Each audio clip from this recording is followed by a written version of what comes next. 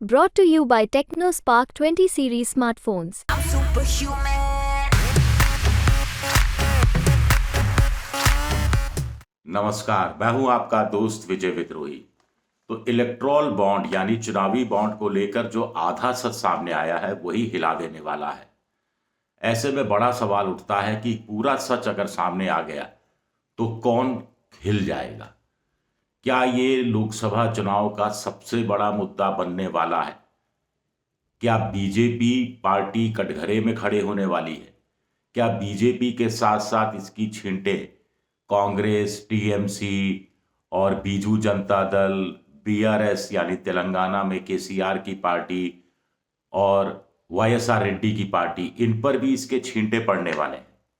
बड़ा इंपॉर्टेंट है ये समझना। सुप्रीम कोर्ट ने एसबीआई को आज जिस ढंग से कहा कि आपको पूरी जानकारी, ऑल डिटेल्स के लिए कहा था, तो आपने आधा अधूरा सच क्यों सामने लाया? सुप्रीम कोर्ट पर यह अर्जी लगाई गई थी कि एसबीआई ने बॉन्ड का जो नंबर होता है, यूनिक नंबर होता है, वो बताया नहीं है, तो ये जानकारी छुपाई है।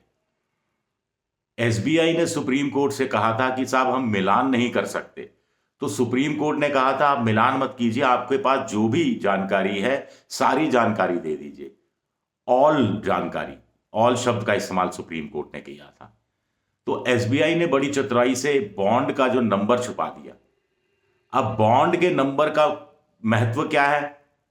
सारी जो चाबी है इस खेल की वो उस बॉन्ड नंबर में ही छुपी हुई है। बॉन्ड नंबर आ जाएगा तो कोई बच्चा भी पता लगा लेगा कि किस कंपनी ने कब बॉन्ड खरीदा, कितने का खरीदा, कितने डिनोमिनेशन का खरीदा, और उस बॉन्ड विशेष को किस पॉलिटिकल पार्टी ने कब भुनाया, किस ब्रांच में भुनाया, कितने रुपए का भुनाया, तमाम जानकारी मिल जाएगी, मिलान हो जाएगा। और उसके आसपास अगर उस पॉलिटिकल पार्टी ने कोई फायदा दिलाया उस कॉरपोरेट कंपनी को जिसने बॉन्ड खरीदा, तो भी पता लग जाएगा। वैसे जानकारियां तो छन छन कर सामने आनी शुरू हो गई हैं। इसके 2-3 बड़े निष्कर्ष निकलते हैं, 3-4 निष्कर्ष निकलते हैं, बाकी जानकारी तो आप इधर उधर से ले रहे हैं। लेकिन बड़े निष्कर्ष ये हैं कि अभी 12,000 करोड़ का ही सामने आया है चिट्ठा। ये जो सामने आया है चिट्ठा, ये आया है 1 अप्रैल 2019 से लेकर 15 फरवरी 2024 का। अभी करीब 3,500-4 हजार करोड़ का कच्चा चिट्ठा सामने आना बाकी है। चुनावी बॉन्ड का रकम आनी बाकी है। ये अप्रैल 2018 से 1 अप्रैल 2019 के बीच का है, जिसका सारा रिकॉर्ड चुनाव आयोग के पास सुप्रीम कोर्ट के निर्देश पर पॉलिटिकल पार्टियां पहले से ही जमा करा चुकी हैं। और चुनाव आयोग, एसबीआई माफ कीजिएगा, चुनाव आयोग सुप्रीम कोर्ट में सीलबंद लिफाफों में यह सब जमा करा चुका है। चुनाव आयोग ने आज कोर्ट से कहा, सुप्रीम कोर्ट से, कि हजूर हमें वो वापस दे दीजिए, हमारे पास इसकी कोई कॉपी नहीं है। सुप्रीम कोर्ट ने कहा इसका हम स्कैन करेंगे, कॉपी बनाएंगे, फिर आपको दे देंगे। तो अभी 3-4 हजार करोड़ का मामला अभी आना बाकी है। लेकिन 12,000 करोड़ का जो मामला सामने आया है उसका चौंकाने वाला है कि टॉप 20 परचेसर जो हैं उनके पास, उन्होंने आधी 48% का इलेक्टोरल बॉन्ड खरीदा, 5,830 करोड़ का।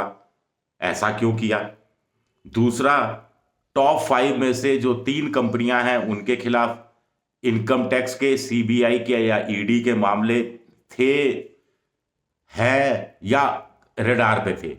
20 कंपनियों की बात करें, पहली 20 कंपनियों में तो 12 कंपनियों के खिलाफ कोई ना कोई उल्लंघन का मामला ईडी के पास, सीबीआई के पास, इनकम टैक्स के पास शिकायत के रूप में या जांच के रूप में या चार्जशीट के रूप में किसी ना किसी रूप में सामने था।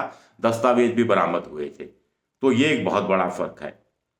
दूसरा है कि आपने गौर किया एक चीज पर, चलिए बीजेपी ये स्कीम लेकर आई, बीजेपी केंद्र में सत्ता में है, मोदी जी, बीजेपी की पार्टी सत्ता में है, तो स्वाभाविक तौर पर माना जा रहा था कि उनको ज्यादा चुनावी चंदा मिला होगा, और मिला भी 6,060 करोड़। दूसरे नंबर पर लेकिन टीएमसी है, ममता बनर्जी, 1,609 करोड़, कांग्रेस से भी ज्यादा। कांग्रेस को 1421 करोड़। तो ममता बनर्जी को इतना करोड़ों रुपए का चंदा क्यों मिला साहब? बीआरएस, केसीआर की पार्टी, तेलंगाना में 1214 करोड़। छोटा सा राज्य है, बीआरएस के पास कोई केंद्र में भी भूमिका नहीं थी, मोदी सरकार के साथ भी नहीं थे, वो इक्वी डिस्टेंस पर खड़े रहते थे। जैसे ममता विपक्ष में थी, ये तो विपक्ष में भी नहीं थे, लेकिन उसके बावजूद 1214 करोड़ का कैसे चंदा मिल गया भाई? क्यों मिल गया? नवीन पटनायक ना 3 में ना 13 में चुपचाप अपना राज्य संभालते हैं, केंद्र में कोई हस्तक्षेप भी नहीं है, कोई महत्वाकांक्षा भी नहीं है। 775 करोड़ रुपया क्यों मिल गया? किस बिना पे दे दिया? क्यों दे दिया? डीएमके को 639 करोड़, वाईएसआर कांग्रेस आंध्र प्रदेश में जगनमोहन रेड्डी 337 करोड़ और टीडीपी को 218 करोड़ क्यों दे दिया? अब इसमें इंटरेस्टिंग चीज है, टीएमसी यानी बंगाल, बीआरएस यानी तेलंगाना, बीजेडी यानी उड़ीसा, डीएमके यानी तमिलनाडु, वाईएसआर कांग्रेस यानी आंध्र प्रदेश। और ये करीब करीब ये राज्य हैं, उड़ीसा हुआ, बंगाल हुआ और छत्तीसगढ़ हुआ, जहां कांग्रेस को कुछ चंदा मिलने की बात बताई जा रही है। ये सब खनन क्षेत्र के लिए जाने जाते हैं। और ये जो 20 कंपनियां हैं, इसमें से 3/4 कंपनियां टॉप लेवल की हैं, 15 कंपनियां हैं जो खनन क्षेत्र से, खान का क्षेत्र यानी वो कोयला की खदानें हो सकती हैं, लोहे की खदानें हो सकती हैं, बॉक्साइट की खदानें हो सकती हैं, जो steel industry, bauxite, aluminium industry में काम आता है, मेटल, एनर्जी के क्षेत्र की कंपनियां हैं, टेलीकॉम के क्षेत्र की कंपनियां हैं, दवा क्षेत्र की कंपनियां हैं, रियल एस्टेट की कंपनियां हैं, निर्माण कंस्ट्रक्शन की कंपनियां हैं, फार्मास्यूटिकल कंपनियां हैं। तो ये कंपनियां क्यों हैं? यही कंपनियां चंदा ज्यादा क्यों देती हैं? यानी कुछ बदला नहीं है, लाइसेंस राज। अब ये जो उद्योग है, अगर आपको खान चलानी है तो खान तो आप कोई प्राइवेट तो खरीद नहीं सकते, ये राज्य सरकार लीज पर देगी, केंद्र सरकार लीज पर देगी, या दोनों सरकार मिलजुल कर लीज पर देंगी, खान चाहे किसी भी तरह की हो। इसी तरह दूसरी फार्मास्यूटिकल है, उसके लिए लाइसेंस लेना पड़ता है, ड्रग का लाइसेंस लेना पड़ता है, तमाम तरह की औपचारिकताएं पूरी करनी पड़ती हैं। तो ये सारी जो 15 कंपनियां हैं, ये इनकी ऐसे क्षेत्र में काम कर रही थी जहां सरकारी लाइसेंस जरूरी है, जहां एनओसी लेना, नो ऑब्जेक्शन सर्टिफिकेट लेना जरूरी है। और एनओसी किससे लेना है? या तो भारत सरकार के मंत्रालयों से, या राज्य के अंदर राज्य सरकार के मंत्रालयों से, अलग अलग विभागों से, या वहां की सरकार से। और कंस्ट्रक्शन की कंपनियां हजारों लाखों करोड़ के ठेके मिलते हैं, हाईवे के ठेके हैं, सुरंग खोदने के ठेके हैं, और भी बहुत सारा जो एक ठेके का काम होता है। तो इन लोगों ने ज्यादा चंदा दिया। अब खनन उद्योग वालों ने, तो इस्पात उद्योग वालों ने कुल मिलाकर 825 करोड़ का चंदा दिया, बड़ी बड़ी कंपनियां शामिल हैं। दवा की जो कंपनियां हैं, उन्होंने 520 करोड़ का सामूहिक रूप से कुल मिलाकर चंदा दिया। तो इससे भी साबित होता है कि कहीं ना कहीं क्विड क्यो प्रो पाया जा रहा है कि जहां जहां जिस दल की सरकार है, जहां जहां खनन का काम बहुत होता है, वहां पर, या इंडस्ट्रियल हब है फार्मास्यूटिकल कंपनियों का, या टेलीकॉम का क्षेत्र है जिसमें केंद्र सरकार का अधिकार है पूरा का पूरा, वहां वहां लाइसेंस, वहां वहां एनओसी, और बदले में क्या बताया जाए, आप समझते हैं। अब बीजेपी की बात करें तो 6060 करोड़ का चंदा बीजेपी को मिला चुनावी बॉन्ड के जरिए, और इसमें से आधा, करीब करीब 2500 करोड़ अकेले 2019 के लोकसभा चुनाव से पहले मिल गया। चुनाव की घोषणा से पहले करीब 1200-1300 करोड़ मिल गया था, और अप्रैल में जब चुनाव चल रहा था तब 1200 करोड़ रुपया मिल गया। टीएमसी का तो और इंटरेस्टिंग है, 1609 करोड़ इनको चंदा मिला चुनावी बॉन्ड के जरिए। विधानसभा चुनाव हुए थे 27 मार्च 2021 से अप्रैल 2021 के बीच में, तो इससे ठीक पहले चंदा मिलने का सिलसिला शुरू हो गया। अक्टूबर नवंबर 2020 और जनवरी 2021 में कुल मिलाकर 43 करोड़ का चुनावी बॉन्ड मिला। अप्रैल 2021 में 55 करोड़ का। चुनाव फिर हुआ, जीत लिया टीएमसी ने मई में, जून में उनकी सरकार बन गई, तो जुलाई में फिर पैसा बरसना शुरू हुआ। जुलाई 2021 में 107 करोड़ रुपए के चुनावी बॉन्ड एनकैश कराए टीएमसी ने। अक्टूबर 2021 में 142 करोड़ के, जनवरी 2022 में 224 करोड़ के। तो आखिर टीएमसी को ये चंदा जो दे रही थी कंपनियां, वो इलेक्शन से ठीक पहले दे रही थी, और टीएमसी भारी बहुमत से चुनाव जीत कर आती है तो फिर भारी चंदा देती है। क्या मतलब है इसका? एक स्टील कंपनी जिंदल वालों ने तो पूरा का पूरा चंदा ही अक्टूबर 2022 से लेकर नवंबर 2023 के बीच में दिया, बाकी उससे पहले कुछ नहीं दिया, उसके बाद कुछ नहीं दिया। तो उस साल विशेष में उन 11 महीनों में किस पॉलिटिकल पार्टी को चंदा दिया, क्यों दिया चंदा? जहां विधानसभा चुनाव हो रहे थे वहां क्या चंदा दिया?